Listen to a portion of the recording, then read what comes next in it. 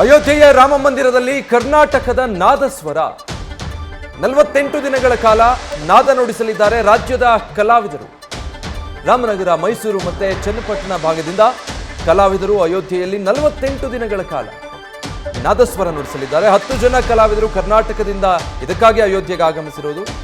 ಈ ಕುರಿತು ಕರ್ನಾಟಕದ ನಾದಸ್ವರ ಕಲಾವಿದರ ಜೊತೆ ನಮ್ಮ ಪ್ರತಿನಿಧಿ ಜಗದೀಶ್ ಅವರನ್ನ ಮಾತಾಡಿಸಿದ್ದಾರೆ. ಏನ್ ಹೇಳ್ತಾರೆ ಕಲಾವಿದರು ನೋಡೋಣ.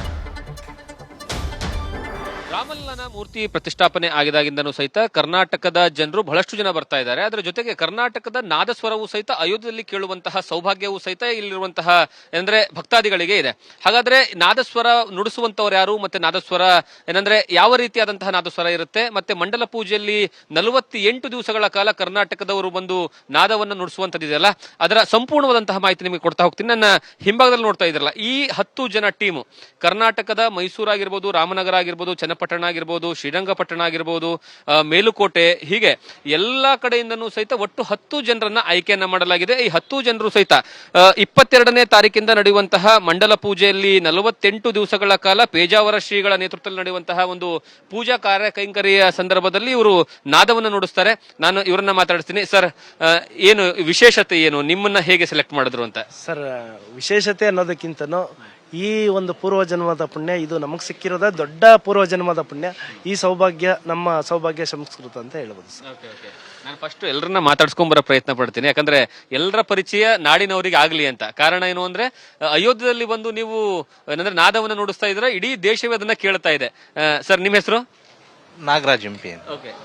ಅಶೋಕ, ಮಂಜು ಮಂಡ್ಯ, ಸುನಿಲ್ ಅಂತ, ಉಮೇಶ, ವಿಜಯ್ ಕುಮಾರ್, ರಾಜೇಶ್ ಶ್ರೀರಂಗಪಟ್ಟಣ, ಅಭಿಷೇಕ್ ಮಳವಳ್ಳಿ, ಮಂಜುನಾಥ್ ಕೇರ್ಪೇಟೆ, ಪ್ರಜ್ವಲ್.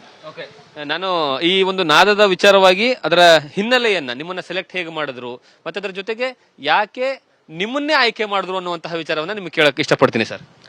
ಸರ್, ಇಲ್ಲಿಗೆ ಒಂದು 15 ವರ್ಷದಿಂದ ಬಂದು ಸೇವೆ ಮಾಡ್ತಾ ಇದ್ದೀವಿ. ಅದು ಅಮ್ಮಾಜಿ ಮಂದಿರ ಅಂತ ಒಂದು ವಿಷ್ಣು ದೇವಸ್ಥಾನ ಇದೆ.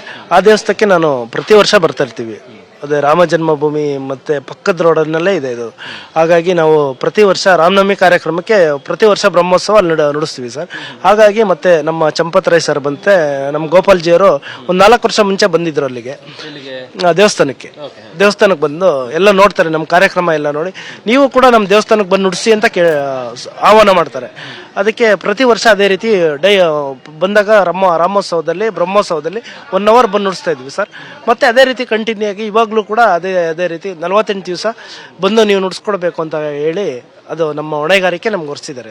ಅಂದ್ರೆ ನೀವು ಈ ಹಿಂದೆನೆ ಈ ಏನು ಅಯೋಧ್ಯೆಗೆ ಬಂದು 4 ವರ್ಷಗಳಿಂದ ಏನಂದ್ರೆ 15 ವರ್ಷದಿಂದನೂ ಸಹಿತ ಓಕೆ, ಯಾವ ಸಂಗೀತವನ್ನು ನುಡಿಸ್ತೀರಾ, ಯಾವ ನಾದವನ್ನು ನುಡಿಸ್ತೀರಾ? ಕರ್ನಾಟಕ ಶಾಸ್ತ್ರೀಯ ಸಂಗೀತ, ನಾದಸ್ವರ ಮತ್ತು ಡೋಲು ಸರ್. ನಾದಸ್ವರ ಮತ್ತೆ ಡೋಲಿನ ವಿಶೇಷತೆ ಹೇಳ್ಬೋದಾ ನೀವು?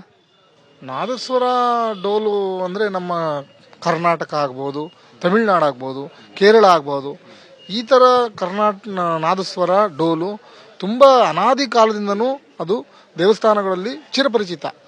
ಅದರಲ್ಲಿ ನಮ್ಮ ಕರ್ನಾಟಕ ಶಾಸ್ತ್ರೀಯ ಸಂಗೀತದಲ್ಲಿ ನಮ್ಮ ಕರ್ನಾಟಕದವರೇ ಆದಂಥ ನಮ್ಮ ವಿಜಯಣ್ಣವರು, ನಮ್ಮ ಇನ್ನಿತರ ಸಹ ಕಲಾವಿದರುಗಳು ಇವರನ್ನೆಲ್ಲ ಆಯ್ಕೆ ಮಾಡಿ ರಾಮ ಜನ್ಮಭೂಮಿಗೆ, ರಾಮನ ಸನ್ನಿಧಾನಕ್ಕೆ ನಾವು ಬಂದು ನಮ್ಮನ್ನ ಕರೆಸ್ಕೊಂಡು ನಾವಿಲ್ಲಿ ನುಡಿಸ್ತಾ ಇರೋದು ನಮ್ಮ ಪೂರ್ವ ಜನ್ಮದ ಸುಕೃತ ಅಂತಾನೆ ಹೇಳ್ಬೋದು.